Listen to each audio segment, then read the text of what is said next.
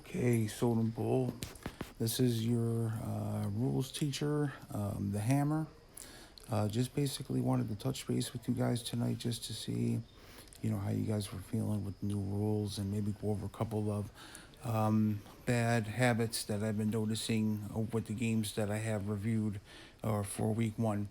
So pretty much, let's just get right into it. The biggest rule change that I'd like to see is that we have to do a much better job when it comes to using our halfback depth.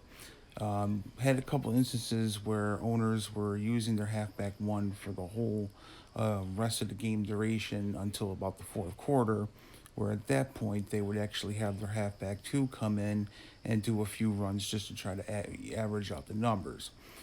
This is a way that's not going to be accepted as an acceptable part of using your depth. You're going to have to use your halfback two throughout the game, starting from the first whistle of the first quarter.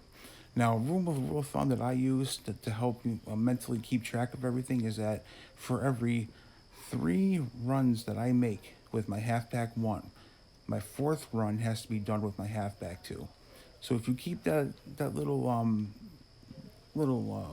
math, whatever, in mind, I think you see in good times that just following that structure alone, you're going to have some good numbers for using your depth as far as halfback is concerned. Now, that leads me to my next point. We really, really, really got to put more attention on the type of run play calls that we're making here.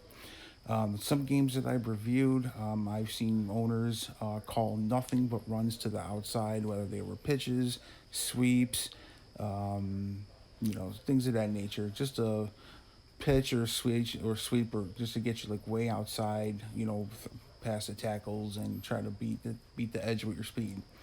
Now we're seeing these plays being called probably 5, 6 times in a row, and that can't happen.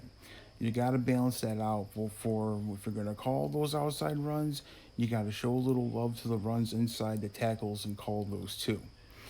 So, which leads me to my third point is that if you're calling a run up the gut, and you're noticing that your linebackers are coming down on you to stuff the play, you do not have the ability to take your runner and immediately run pretty much horizontally down the line and behind the tackles on each side. So we're not trying to have the play be turned into a stretch play or make it look like a handoff.